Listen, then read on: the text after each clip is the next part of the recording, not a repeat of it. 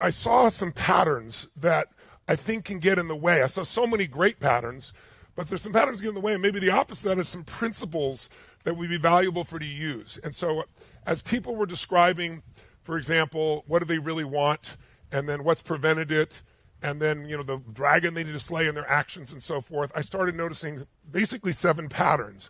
These are random. They're not in order of importance, but I jot them down. I want to share them with you, and then I want to use this to quickly give you a vehicle that kind of guide you on your path. Remember those 7 steps to the path to go from where you are to where you want to be? Well, I want to give you maybe like a little dashboard, something that you can use to guide yourself on that path and to accelerate the tempo in getting the results you want. So with the patterns I was looking for, the first one I noticed was a pattern, or let's say, think of these as principles you want to embody, or patterns that you want to either use or in some cases avoid. The first one is one to avoid. I heard it over and over again. People tend to use the phrase, my fear, my anxiety, my depression. How many of you have used this in the past? Just if you're aware of it, make some noise if you would, please, so I know. And so just make a note for starters, just as we start this morning, these 7 patterns. That first pattern will cause you to not be able to make any real change. Because when you keep saying my fear, my anxiety, my ADHD, my this, my past, it's not yours. It's just a pattern. And when you keep calling it your own, does anybody know what that becomes? Your identity. Write this down if you would, please, as a principle. Really important principle. Anything that I say with enough intensity, anything I say with enough, let me say it this way.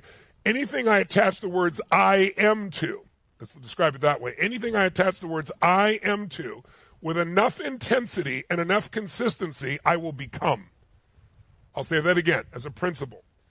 Any time, think of it as any time I use the words I am. So anything I attach the words I am to with enough intensity and enough consistency, I will become.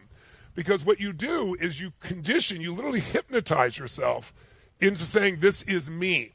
And it's very hard to change yourself, but it's easy to change a pattern when you know how to do it. This is not a little thing, guys. This is a giant thing. Because the more you say that, the more, how do we come to believe anything? We tell ourselves a story over and over again with enough certainty, with enough consistency, that pretty soon the brain goes, okay, that's what's true. And we don't even question it anymore. It starts to control the way we think. It makes us look for brown, and we'll find beige and call it brown because we want to meet that belief. So this is truly critical. The second one is almost a subset of that, and that is when people are saying what got in their way, many people just said, it's me. And that is not true. Because if you say it's me, once again, you own it. It's going to be hard. You're not going to get rid of yourself. You're not going to change yourself. So it's not true. It's not you. It's a pattern. It might be a pattern of getting overwhelmed, or a pattern of stress, or a pattern of feeling sorry for yourself, or a pattern of worry.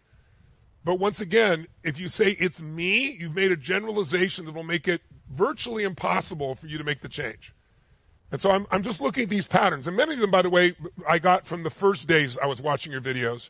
But I watched some of you towards the end, and it's like, okay, you're making progress forward, but you're using some language that makes it 10 times harder, okay? Third pattern that I noticed. A lot of stress around people saying, I got to find my purpose. I don't know what my purpose is.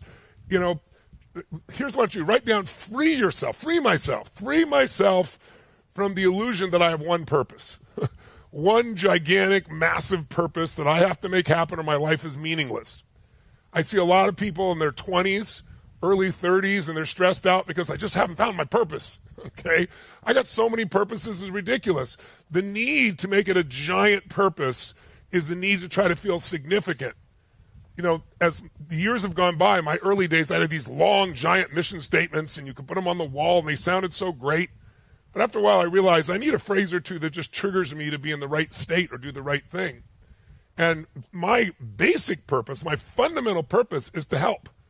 And that makes it simple. Somebody calls and they got cancer, somebody calls and they got a challenge, somebody calls, whatever it is, I want to help, whether it's a friend or it's a stranger or anybody else. That's my job. That's my purpose, is to help. Now, I can make it sound much more powerful. I passionately this and that. That's all true. But in its essence, it's to help. So instead of stressing out and saying, but I don't know my purpose, thinking this illusion that you have one purpose. One of the ways I plan my days is something called RPM, a technology that I developed years ago. It's how I can run so many companies. And its reason is I don't ask the question, what do I need to do first? That's not the question I ask. Because there's always more than I can possibly do.